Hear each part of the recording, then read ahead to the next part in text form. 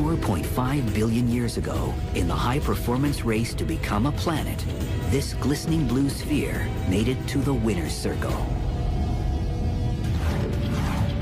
But the competition was filled with chaos and violent collisions. But when the Earth was forming, rocks and boulders came screaming in much faster than the cars crashed when they ran into walls or around the cars. After tremendous perseverance, it became a special place in the solar system to sustain oceans, land, and life. Bacteria helped to create oxygen. We owe our heritage to the scum of the Earth. Despite modern disasters that now plague the planet, it still remains one of the most mystifying creations in the universe. Blast off aboard Spaceship Earth.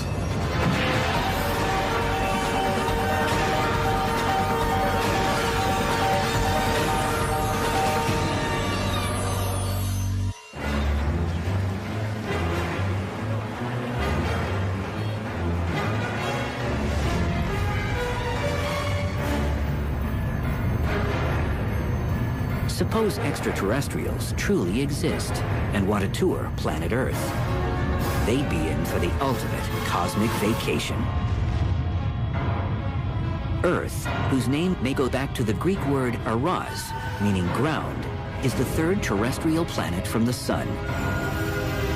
But when arriving, visitors will realize that it got its nickname the Blue Planet because 3/4 of it is covered with water.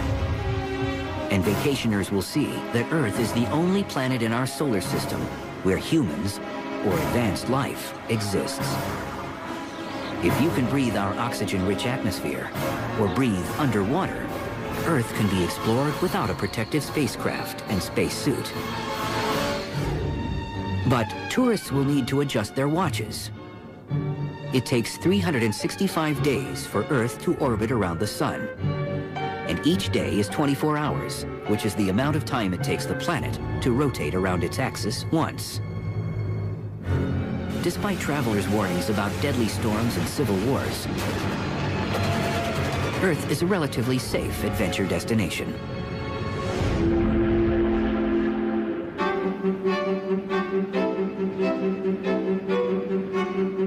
The Earth is a very special planet. Just like a Porsche is a very special car, our planet was formed in just the right place in the solar system. In fact, it's the only place we know of in our entire solar system where plants and animals can live under natural conditions. Renowned astronomer Donald Brownlee has spent his career on a cosmic quest to solve the mysteries surrounding the origin of Earth. He says in the race to become a life-sustaining planet, Earth was in the driver's seat. But he cautions the ride was full of danger and intrigue. The Earth had many things that happened to it to make it the way it is right now. And many of these things did involve luck. 4.5 billion years ago, one corner of the universe experienced a colossal fireworks display. A massive but short-lived star exploded as a supernova. The blast from this star may have triggered the gravitational collapse of the cloud that formed the Sun.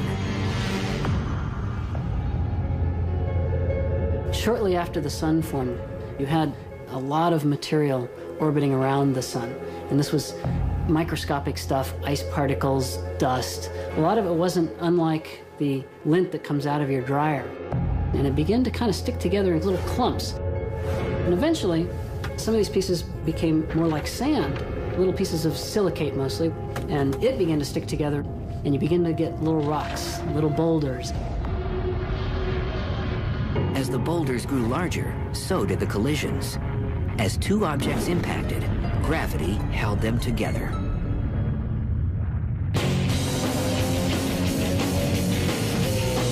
Porsches are known for speed. Planets are also known for speed. When the Earth was forming, particles and rocks and boulders came screaming in much faster than these cars crashed when they ran into walls or other cars. through multiple collisions, infant Earth was formed. But it would take many more impacts for it to become the size it is today. To better understand the formation process, Pete Schultz and his former student Seiji Sugita are attempting to recreate the early impacts on Earth by using the vertical gun range at NASA's Ames Research Center.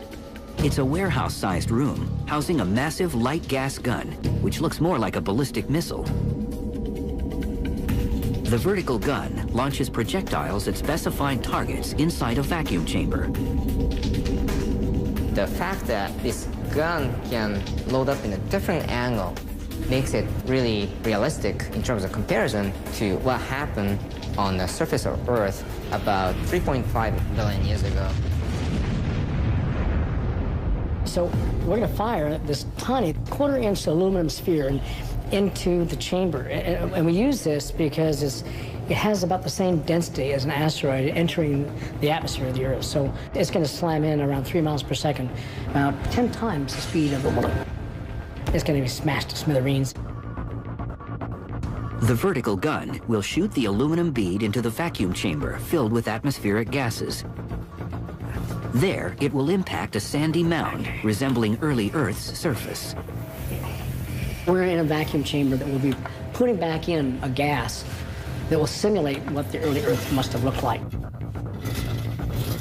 Let's go ahead and make a bunch of craters, what the early landscape of the Earth must have looked like. Because these things are happening all the time, there had to have been a lot of craters. Okay. The plan is to come in, hit the center of the target, and watch the crater form. And you'll see the destructive power of this. Even though it's a tiny bead, it's going to do some real serious damage.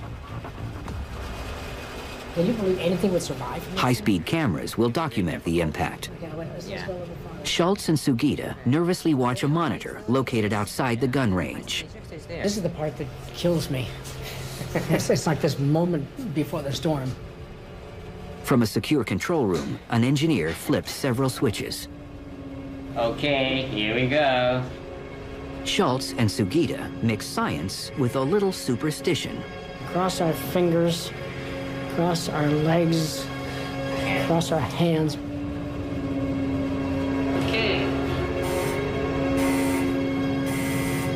This is what drives me nuts. Oh, gorgeous! Oh my gosh. Pow! Yeah! Okay, let's take a look. Stop. The experiment worked. Oh, look at this. Oh, that is unbelievable.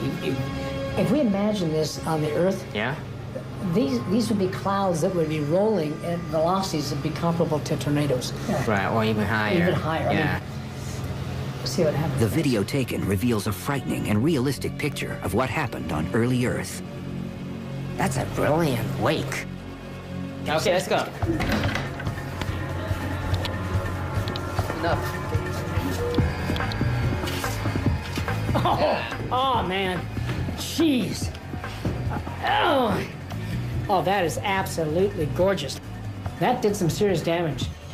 Just imagine that this is the asteroid that slammed into the Earth. This must have been happening just repeatedly, doing real damage to planet Earth. And it's just a small-scale example of what must have happened on the early Earth. Yes! Yeah.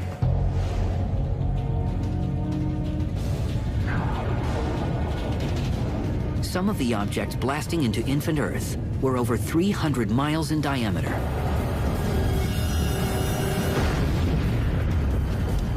The force of one such high-velocity impact created tremendous heat. Earth began roasting from the inside. Iron and nickel melted and sank to the core, generating heat like a massive furnace. The outer rock, or magma, was completely melted, producing a molten ocean. The planet was a raging inferno floating in space, literally hell on Earth. The most severe impactors could have sterilized the planet. And you get a steam atmosphere and heat the entire surface of the Earth above sterilization temperatures. Formation of the Earth's core, sometimes called the Great Iron Catastrophe, occurred within the first 40 million years of our planet's existence. and it had a profound effect on our future. Within the iron core, the rotating ball of molten iron generated a remarkable magnetic field. This set up the conditions for a habitable planet. By getting all the iron down to the center of the planet, you had a solid core that eventually drove the protective magnetic field that surrounds our planet. Without the magnetic field, Earth would be an airless waste, devoid of life. A gusty wind of material speeds from the sun past Earth at 1,000,000 miles an hour and could erode our atmosphere to nearly nothing in a few million years. But Earth's magnetic field deflects the solar wind and preserves our air. But even with the magnetic field, violence and chaos continued to plague our planet. Above the Earth's iron core, its rocky mantle was melting, forming volcanoes that rose to the surface and burped up noxious gases and lava. And the collisions kept coming. One impact would forever change the course of Earth's history and the fate of mankind.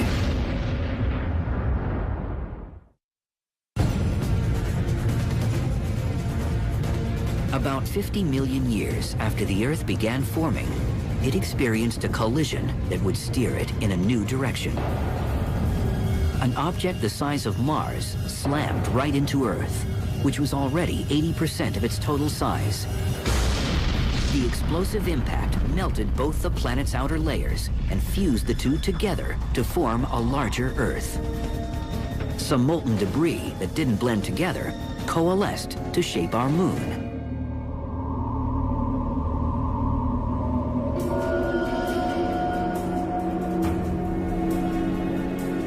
Planetary scientist Bill Hartmann first proposed this theory after NASA's first mission to the moon. When the Apollo astronauts brought back rocks from the moon, and we could actually see what the rocks were made out of, they found out that the rocks are like lava that you can find on Earth, which tells you that the moon material and the Earth material are very, very similar. Earth's intimate relationship with its moon gave the growing planet a competitive edge.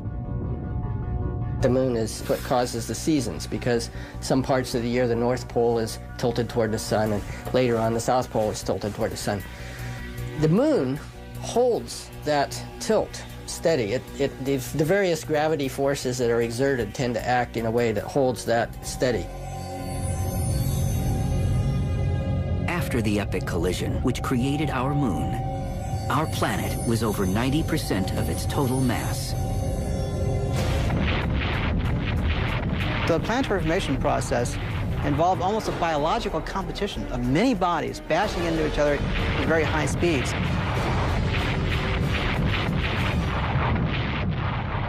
When the collision subsided nearly 3.9 billion years ago, our solar system was left with 8 planets. Or 9 if you still count Pluto. Earth secured the third orbital position from the sun, which is now 93 million miles away. Planets don't like each other because they're gravitationally tugging each other, so that they're equally spaced. Each planet is a certain fraction further from the sun. The objects that didn't become planets became refugees. Asteroids made of rock and iron found asylum in the asteroid belt between Mars and Jupiter.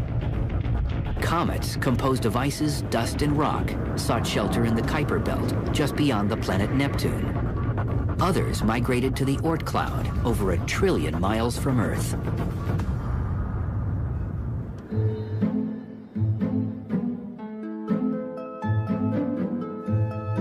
These battered Porsches are a good analog to the early solar system, the comets and asteroids that have survived since the early days.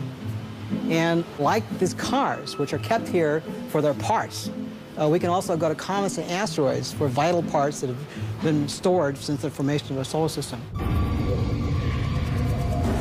Over the course of Earth's history, many misguided asteroids have strayed off their orbital path and landed on our planet as meteorites. Over the years, scientists have analyzed these meteorites and determined their age through radioactive dating. And since meteorites were formed at the same time as our planets, they provide the age of Earth, roughly 4.5 billion years old. Scientifically, this is fantastic. It's like looking at your family history and finding pieces of your first relative all the way back in Earth history. They're still out there.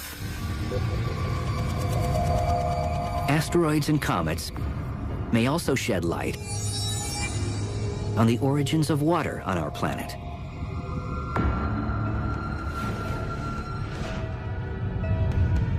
$3.9 billion years ago, the Earth cooled, forming a thick silicate crust over its mantle and iron and nickel core.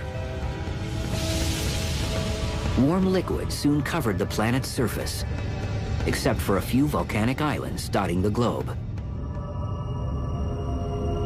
One of the Earth's lucky properties is that it happened to be born in just the right place. It's in what's called the habitable zone. It's the right distance from the sun, where its ocean does not boil away, or it's too hot, or too far away, where its ocean freezes over.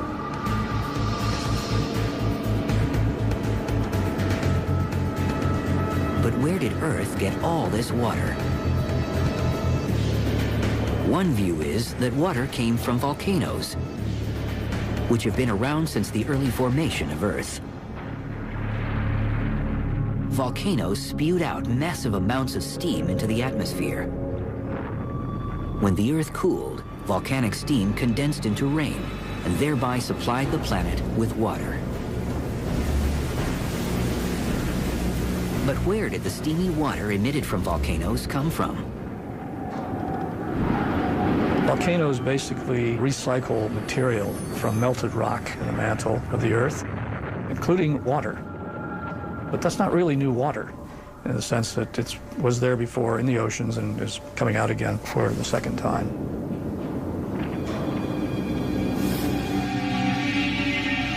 NASA senior scientist Michael Muma says our planet's water came from space. Comets, which are made up of frozen gases, could have showered Earth with water during the relentless impacts of its infancy. The delivery of water from an icy body depends very critically on how large the particle is. The smaller bodies that came in would break up high in the atmosphere. The other bodies deliver their material to the surface of the Earth, and they can actually vaporize that material that becomes the water on Earth.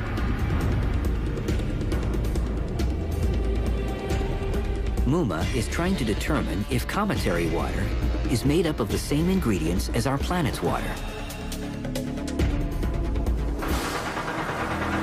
We know that the Earth's oceans contain a mixture of normal water, H2O, and heavy water, HDO, which includes deuterium, a form of hydrogen that is twice as heavy as normal hydrogen. But comets are difficult to study. Few pass near our planet because most orbit in the outer solar system. But in 1986, Europe's Giotto spacecraft had a close encounter with Comet Halley, also known as Halley's Comet, which was 38 million miles from Earth. One of the ways we analyze samples is to fly mass spectrometers through cometary debris that's coming off the comet when it's active. And we can measure the gases very accurately in this way. This was done for Comet Halley. Comet Halley's water is similar to that on Earth. However, the other comets analyzed so far have twice the amount of HDO, or heavy water, that's in our oceans. We know now, by looking at other compounds in comets, that they're not all the same. So we don't know whether Comet Halley was, in fact, representative of all comets. Most comets studied thus far have come from the Kuiper Belt, located in the outer solar system. So they probably didn't help form planet Earth.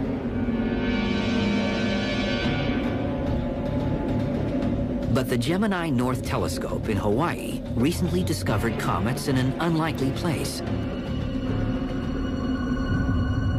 The asteroid belt, located between Mars and Jupiter. These warmer ice-bearing bodies may have the same water as Earth because they were all formed in the inner solar system, which is closer to the sun. What's more, startling new evidence suggests that these unusual comets may not only have delivered water to Earth, they also may have seeded our planet with the building blocks of life.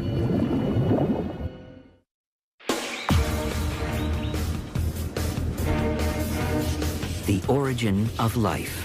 It remains one of the most puzzling and controversial questions about our planet Earth. One thing is certain. 3.9 billion years ago, humans would have lasted for only a brief moment. The Earth's atmosphere consisted of carbon dioxide, water vapor, a little nitrogen, but no oxygen. Yet, could primitive life have endured in such an environment? We have no firm evidence that there was life 4.3 billion years ago, but we think now that the conditions were possible. The oldest fossils on Earth only date back 3.7 to 3.9 billion years ago. Some believe that these remains once evolved in ancient ponds or lakes. There, atmospheric chemicals and energy formed a primordial soup of amino acids, the essential elements of life. But could the building blocks of life have come from somewhere else? Perhaps from an extraterrestrial object? Meteorites contain organic materials, including amino acids.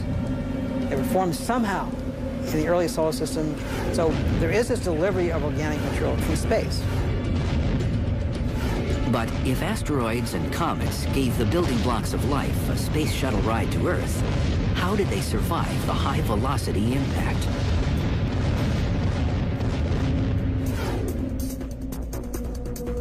Back at NASA's Ames Research Facility, Pete Schultz and Seiji Sugita are conducting another cutting-edge experiment using the vertical gun range. They hope to one day confirm that meteorites and comets could have delivered life's essential ingredients to Earth.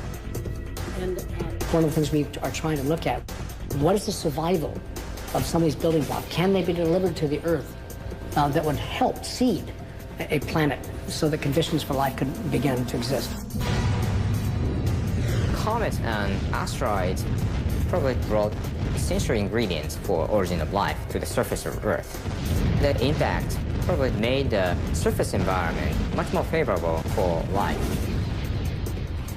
Their experiments show that meteors delivered primitive carbon compounds to early Earth. Some of these compounds may have produced the building blocks necessary for life. But more research is needed. Yeah. So this is coming through the atmosphere, right, burning up as we go. Yeah.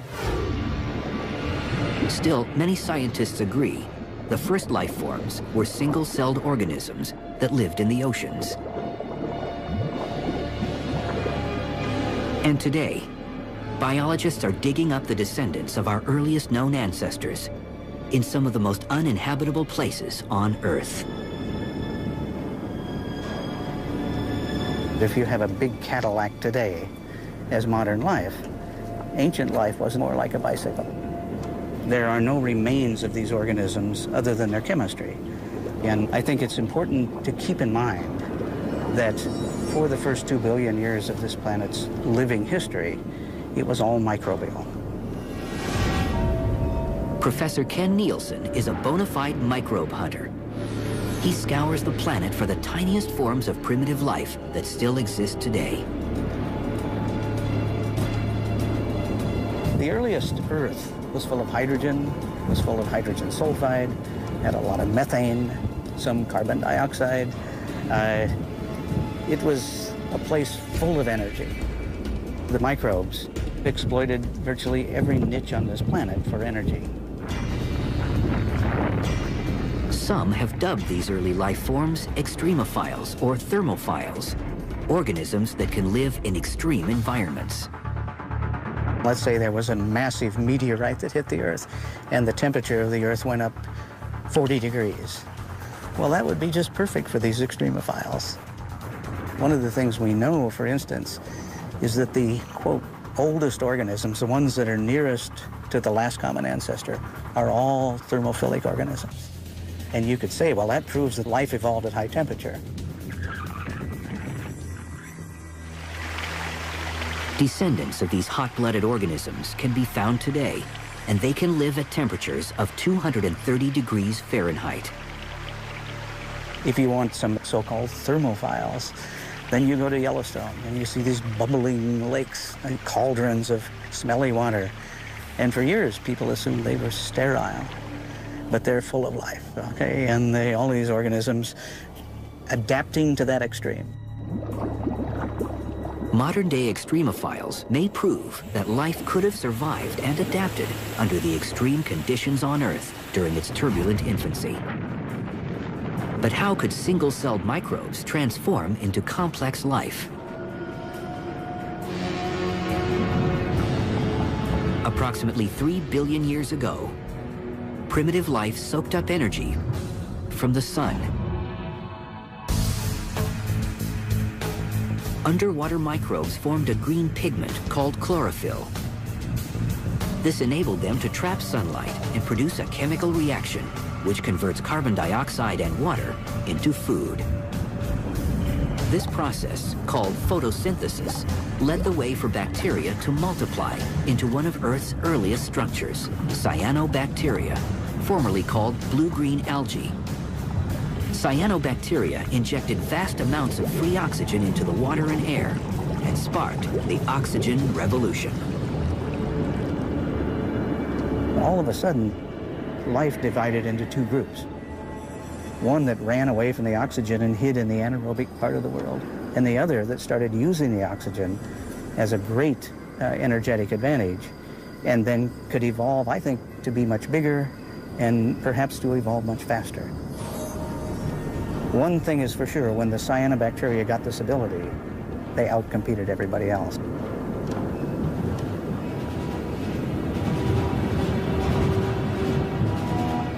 Thanks to cyanobacteria, life was able to quickly diversify and become more complex. Without it, molecular oxygen wouldn't exist. Therefore, plants, animals, and humans would have never developed. So if we didn't have the cyanobacteria, we wouldn't be around. We owe our heritage to the scum of the earth. All of us came from the same place. We have so many things in common with bacteria. There's just no doubt about it.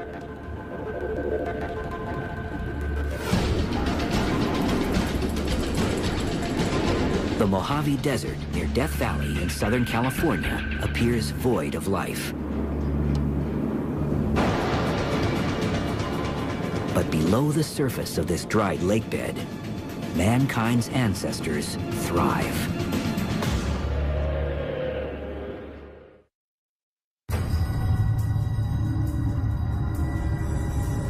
Planet Earth's earliest life forms may have adapted and persevered under extreme conditions.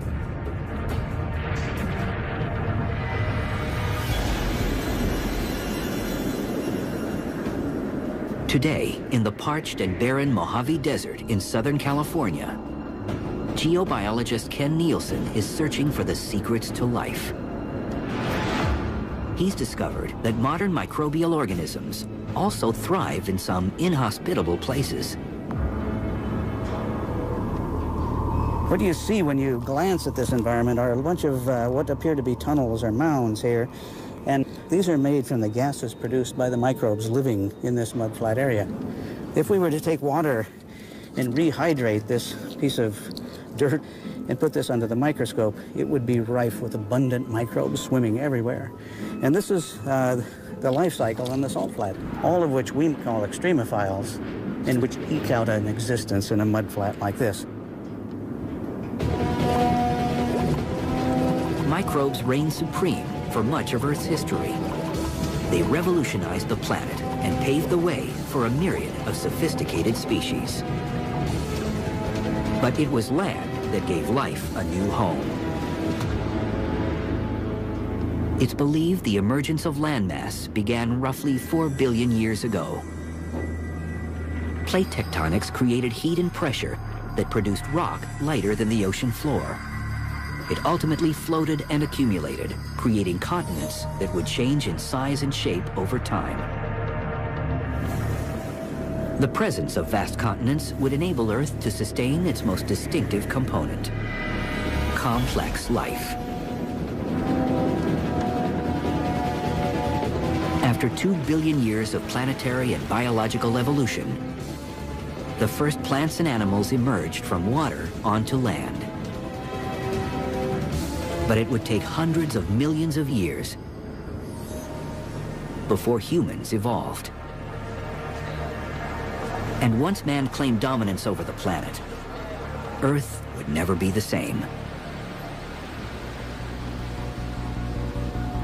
Planet Earth now holds the best real estate for mankind in our solar system. 7 diverse continents and countless islands are home to 6 billion people.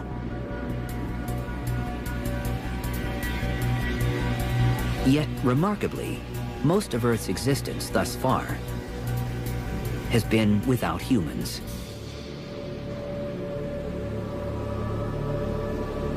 The planet's history has been compared to a 24-hour clock, with the presence of man being the last 2 seconds of the day.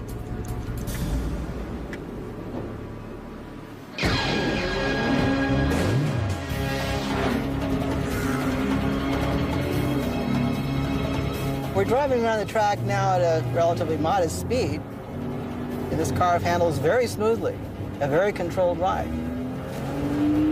This reminds me of life on Earth. Life on Earth has had its ups and downs, but compared to evolution on other planets, the Earth has had a relatively smooth ride for billions of years.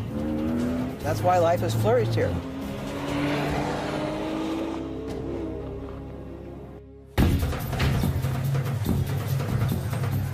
But with mankind now navigating its future, Spaceship Earth may return to its tumultuous beginnings. Humans, through trial and error of evolution, are suited to live on this particular planet. Now, that's true right now. We don't know if that'll be true in the future. Earthlings created what once would seem almost unimaginable: technology. Mechanical vehicles, gadgets, and gizmos have simplified and bettered our lives. Many of these conveniences are run on or made using fossil fuels, which are harvested from the Earth's crust.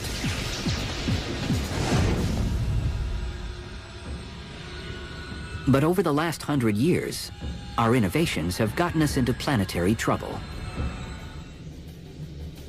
Humans are having a major effect on planet Earth with global warming and population explosion, so we're having a very large effect on the environment. The natural greenhouse effect is the absorption of infrared radiation by our atmosphere, which warms our planet. Without greenhouse gases, the Earth's surface would be up to 86 degrees Fahrenheit cooler. But in the last 20 years, there's been an increase in greenhouse gases, especially carbon dioxide, produced by burning fossil fuels. The increased heating is affecting agriculture, sea level, and weather. In the past, carbon dioxide levels have spiked due to natural causes, such as volcanic outgassing. However, today's rises seem to be happening much more rapidly. To visibly witness the drastic changes, one needs to travel to the barely habitable zones on planet Earth. There, mankind's future is literally melting away.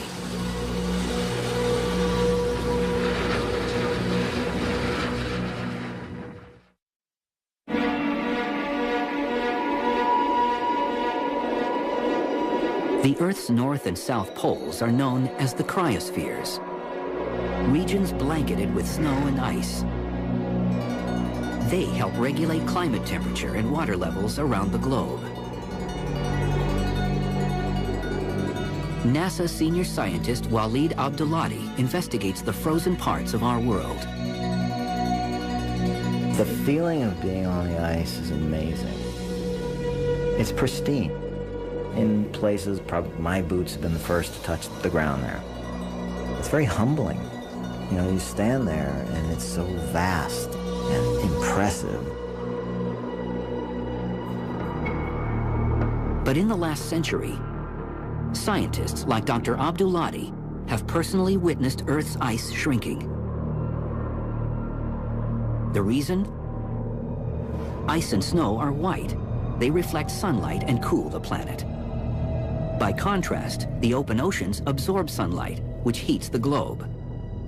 However, as ice melts, it creates more open water, which sucks in more sunlight and increasingly warms the planet and melts more ice. It's unstable, we say, because even the slightest change tends to amplify itself. And it's essentially a runaway effect. Earth's polar ice caps are in peril. Continually melting of these precious landscapes may one day produce catastrophes across the planet.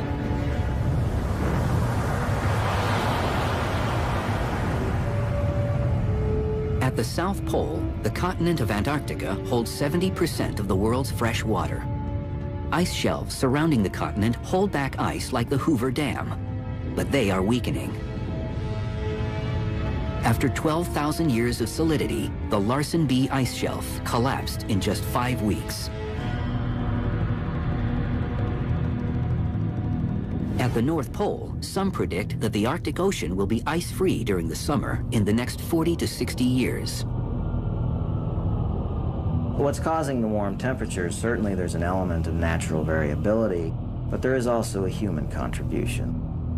We know that humans are contributing to the warmer environment, and that was subsequently contributing to diminished ice cover. In Greenland, the Jakobshavn Glacier, one of the fastest flowing glaciers in the world, is now moving like a runaway train. So it's now going about 5 feet an hour, which, believe me, for a glacier is very fast. The worst case scenario would be that all of these glaciers start to speed up and just deliver huge amounts of ice to the sea. That would be a 3-foot increase worldwide. And 3 feet in coastal regions is plenty to displace millions and millions of people.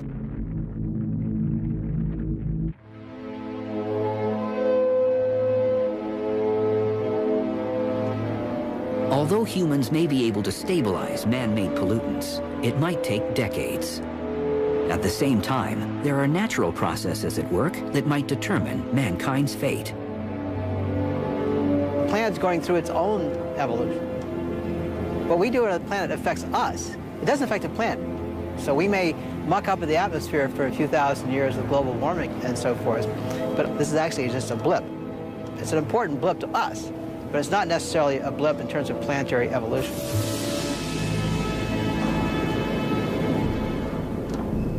Don Brownlee and colleague Peter Ward have measured our planet's vital signs, and its prognosis is bleak. Earth, as a place for animal and human life, is nearing old age. Why? Our sun is getting brighter and hotter. The problem down the line for advanced life on Earth is that as the sun gets slightly brighter, the expectation is that carbon dioxide will be almost completely removed from the atmosphere. There will be an end to the age of plants and animals.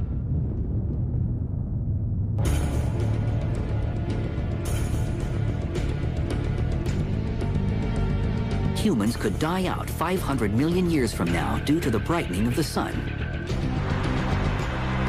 But in the grand scheme of things, man may have had a good run. Before reaching extinction, perhaps humans will have lived longer than any other complex species because of their ability to adapt to changing environmental conditions. From a human standpoint, the Earth will remain a portion planet probably for another 500 million to 1 billion years, which is a truly awesome timescale from a human standpoint.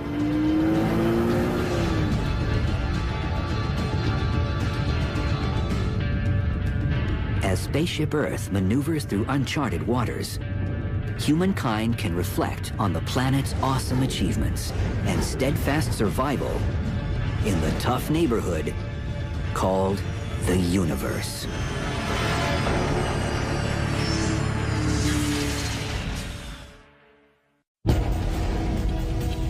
$4.5 billion years ago, in the high-performance race to become a planet, this glistening blue sphere made it to the winner's circle.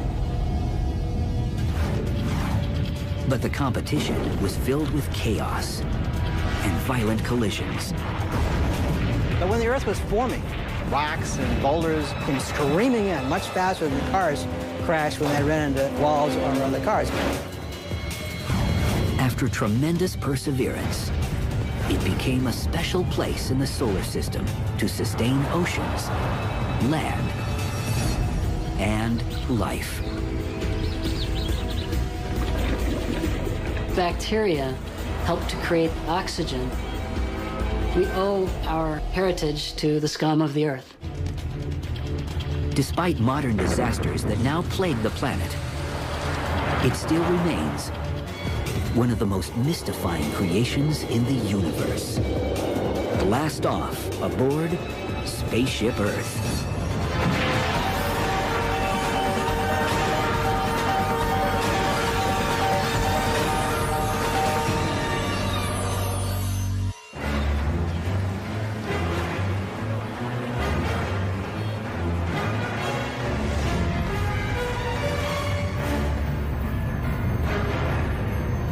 Suppose extraterrestrials truly exist and want to tour planet Earth. They'd be in for the ultimate cosmic vacation. Earth, whose name may go back to the Greek word aras, meaning ground, is the third terrestrial planet from the Sun. But when arriving, visitors will realize that it got its nickname the Blue Planet because 3/4 of it is covered with water. And vacationers will see that Earth is the only planet in our solar system where humans or advanced life exists. If you can breathe our oxygen-rich atmosphere or breathe underwater, Earth can be explored without a protective spacecraft and spacesuit. But tourists will need to adjust their watches. It takes 365 days for Earth to orbit around the Sun. And each day is 24 hours, which is the amount of time it takes the planet to rotate around its axis once. Despite travelers' warnings about deadly storms and civil wars, Earth is a relatively safe adventure destination.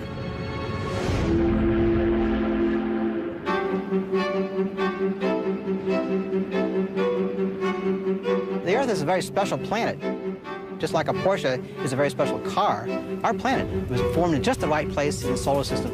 In fact, it's the only place we know of in our entire solar system where plants and animals can live under natural conditions. Renowned astronomer Donald Brownlee has spent his career on a cosmic quest to solve the mysteries surrounding the origin of Earth.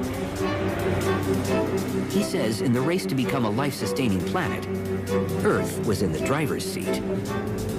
But he cautions the ride was full of danger and intrigue.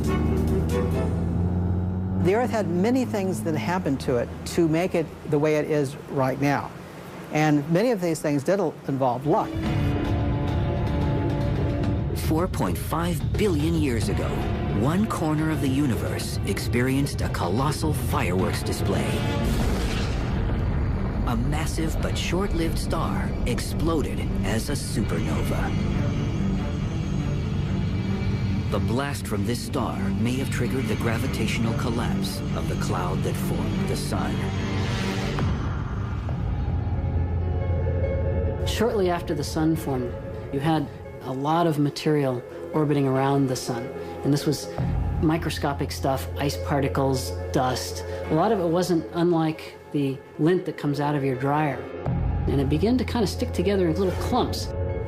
And eventually, some of these pieces became more like sand, little pieces of silicate mostly, and it began to stick together, and you begin to get little rocks, little boulders.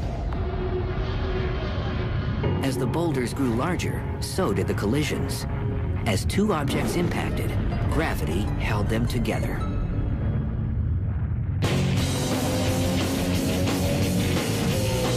Porsches are known for speed. Planets are also known for speed. When when the Earth was forming, particles and rocks and boulders came screaming in much faster than these cars crashed when they ran into walls or the cars. Through multiple collisions, infant Earth was formed. But it would take many more impacts for it to become the size it is today.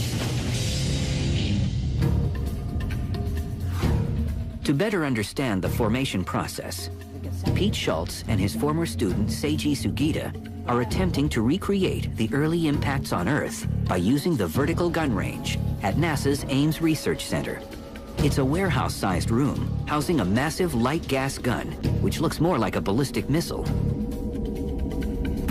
The vertical gun launches projectiles at specified targets inside a vacuum chamber. The fact that this gun can load up in a different angle makes it really realistic in terms of comparison to what happened on the surface of Earth about 3.5 billion years ago. So we're going to fire this tiny quarter-inch aluminum sphere into the chamber. And we use this because it has about the same density as an asteroid entering the atmosphere of the Earth. So it's going to slam in around 3 miles per second, about 10 times the speed of a bullet. It's going to be smashed to smithereens. The vertical gun will shoot the aluminum bead into the vacuum chamber filled with atmospheric gases. There, it will impact a sandy mound resembling early Earth's surface. We're in a vacuum chamber that we'll be putting back in